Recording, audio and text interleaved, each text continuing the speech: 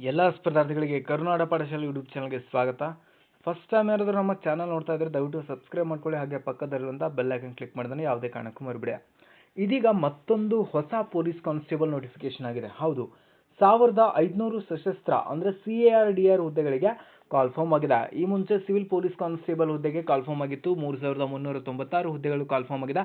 ಆ ನೋಟಿಫಿಕೇಶನ್ ಕೂಡ ನಮ್ಮ ಯೂಟ್ಯೂಬ್ ಚಾನಲ್ ಇದೆ, ಮತ್ತು ಅದರ ಬಗ್ಗೆ ಸಂಪೂರ್ಣ ಮಾಹಿತಿ ನಮ್ಮ ಯೂಟ್ಯೂಬ್ ಚಾನಲ್ ಇದೆ. ಈಗಾಗಲೇ ಅಪ್ಲಿಕೇಶನ್ ಕೂಡ ಸ್ಟಾರ್ಟ್ ಆಗಿದೆ.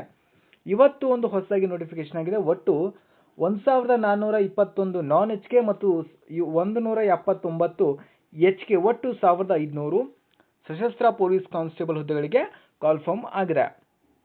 ಈ ಒಂದು ಹುದ್ದೆ ಬಗ್ಗೆ ಸಂಪೂರ್ಣವಾದ ಮಾಹಿತಿಯನ್ನು ನಾವು ಇವಾಗ ಗಮನಿಸ್ತಾ ಹೋಗೋಣ.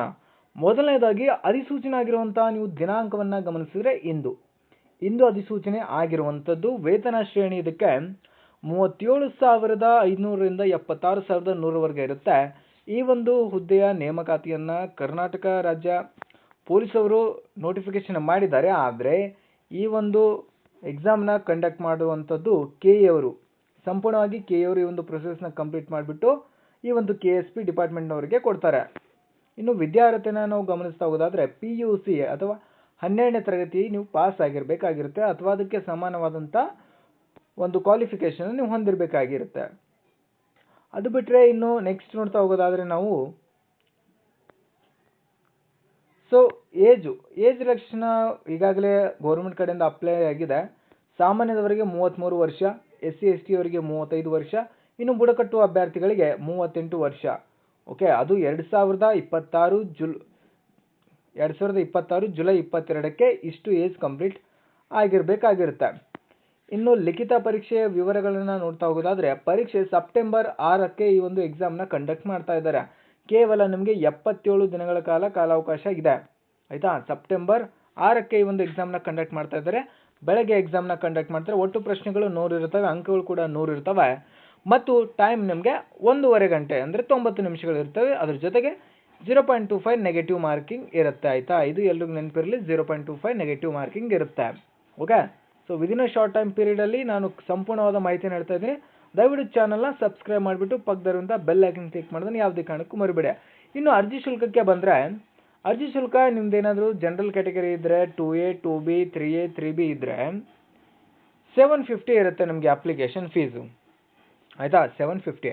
ಇನ್ನು SC ST ಕ್ಯಾಟಗರಿ ಒನ್ರವರಿಗೆ ಕೇವಲ 500 ರೂಪಾಯಿ ಇರುತ್ತೆ. ಆಯಿತಾ, KE ಅವರು ನಿಮಗೆ ಗೊತ್ತಿರೋ ಹಾಗೆ ಯಾವುದೇ ನೋಟಿಫಿಕೇಶನ್ ಮಾಡೋದು ಕೂಡ SC SC ಕ್ಯಾಟಗರಿ ಒನ್ರವರಿಗೆ 500 ತೊಗೋತಾರೆ, ಬೇರೆ ಕ್ಯಾಟಗರಿಗೆ 750 ಅಪ್ಲಿಕೇಶನ್ ಚಾರ್ಜಸ್ನವರು ತೊಗೊಳ್ತಾರೆ. ಇನ್ನು ಅದು ಬಿಟ್ಟರೆ ನೆಕ್ಸ್ಟ್ ಇನ್ಫಾರ್ಮೇಷನ್ನು ಫಿಸಿಕಲ್ ಅಂತ ಬಂದಾಗ, ಓಕೆ, ಫಿಸಿಕಲಲ್ಲಿ ನಿಮ್ಮ ಹೈಟ್ ಬಗ್ಗೆ ಮಾತಾಡೋದಾದರೆ ಪುರುಷರ ಎತ್ತರ 168 ಸೆಂಟಿಮೀಟರ್, ಜೊತೆಗೆ ಎದೆ ಸುತ್ತಳತೆ 86 ಸೆಂಟಿಮೀಟರ್ ಇರಬೇಕಾಗಿರುತ್ತೆ. ಆಯಿತಾ, ಪುರುಷರದು. ಇನ್ನು ಮಹಿಳೆಯರದು ಕೇವಲ ಎತ್ತರ ಇರುತ್ತೆ 155 ಸೆಂಟಿಮೀಟರ್ ಆಗಿರುತ್ತೆ. ಆಯಿತಾ, ಅದ್ರ ಜೊತೆಗೆ ಇನ್ನು ಪುರುಷ ಮತ್ತು ಮಹಿಳೆಯರಿಗೆ ಈ ಒಂದು ರನ್ನಿಂಗ್ ಇರುತ್ತೆ. ಆಯಿತಾ, ರನ್ನಿಂಗು ಪುರುಷರಿಗೆ 1600 ಮೀಟರ್ ಓಟ 6 ನಿಮಿಷ 30 ಸೆಕೆಂಡಲ್ಲಿ ಇರುತ್ತೆ. ಇನ್ನು ಗುಂಡು ಎಸೆತ ಅಂದರೆ ಶಾರ್ಟ್ ಪುಟ್ ಅಂತ ಏನು ಹೇಳ್ತೀವಿ, ಅದು ನಾವು 5.60 ಮೀಟರ್ ಎಸೆಯಬೇಕಾಗಿರುತ್ತೆ. 7.26 kg ಒಂದು ಶಾರ್ಟ್ ಪುಟ್ ಇರುತ್ತೆ. ಓಕೆ, ಎರಡು ಪರೀಕ್ಷೆಗಳಲ್ಲಿ ನಿಗದಿಪಡಿಸಿದ ಮಿತಿಗಳನ್ನು ಪೂರೈಸೋದು ಕಡ್ಡಾಯ. ಸೊ ಅದೇನು ಇರುತ್ತೆ ಅವ್ರದ್ದು ಕಂಪ್ಲೀಟ್ ಮಾಡಲೇಬೇಕು. ಆಯಿತಾ, ನಿಮಗೆ ಇಲ್ಲಿ 3 ಅವಕಾಶ ಸಿಗುತ್ತೆ. ಜೊತೆಗೆ ನಿಮಗೆ ಹೈ ಜಂಪ್ ಅಥವಾ ಲಾಂಗ್ ಜಂಪ್ ಎರಡರಲ್ಲಿ ಒಂದು ಪಾಸ್ ಆಗಬೇಕಾಗಿರುತ್ತೆ. ಇನ್ನು ಮಹಿಳೆಯರಿಗೆ 400 ಮೀಟರ್ ಓಟ ಇರುತ್ತೆ, 2 ನಿಮಿಷ ಕಾಲಾವಕಾಶ ಇರುತ್ತೆ. ಅದ್ರ ಜೊತೆಗೆ ಅವರು ಕೂಡ 4 kg ಅಂತ ಒಂದು ಶಾರ್ಟ್ ಪುಟ್ ಗುಂಡು ಎಸೆತ 3.75 ಮೀಟರ್ ಎಸೆಯಬೇಕಾಗಿರುತ್ತೆ. ಓಕೆ, ಸೊ ಐ ಹೋಪ್ ಈ ಒಂದು ಇನ್ಫಾರ್ಮೇಟಿವ್ ಆಗಿದೆ, ನಿಮಗೆ ಎಲ್ಲ ಮಾಹಿತಿ ರೀಚ್ ಆಗಿದೆ ಅಂತ ಅನ್ಕೋತೀನಿ. ಒಂದು ವೇಳೆ ಏನಾದರೂ ಡೌಟ್ಸ್ ಇದ್ದರೂ ಕೂಡ ಕಮೆಂಟ್ ಸೆಕ್ಷನಲ್ಲಿ ಕಮೆಂಟ್ ಮಾಡಿ, ಖಂಡಿತ ರಿಪ್ಲೈ ಸಿಗುತ್ತೆ. ಮತ್ತು ಯಾವುದೇ ರೀತಿಯ ಹೆಚ್ಚಿನ ನಿಮಗೆ ಮಾಹಿತಿ ಬೇಕು ಅಂದರೂ ಕೂಡ ನಮ್ಮ ಚಾನಲ್ನ ಸಬ್ಸ್ಕ್ರೈಬ್ ಮಾಡಿಬಿಟ್ಟು ಪಕ್ಕದಲ್ಲಿರುವಂಥ ಬೆಲ್ ಐಕನ್ ಕ್ಲಿಕ್ ಮಾಡಿ ನೋಟಿಫಿಕೇಶನ್ ಆಲ್ ಅಂತ ಇಟ್ಕೊಳ್ಳೋದನ್ನು ಯಾವುದೇ ಕಾರಣಕ್ಕೂ ಮರಿಬೇಡಿ. Thank you. ಮತ್ತೆ ಸಿಗೋಣ ಹೊಸ ಅಪ್ಡೇಟ್ಸ್ಗಳೊಂದಿಗೆ, KEಯ ಹೊಸ ರೂಲ್ಸು, ಹೊಸ ನೋಟಿಫಿಕೇಶನ್ಗಳೊಂದಿಗೆ.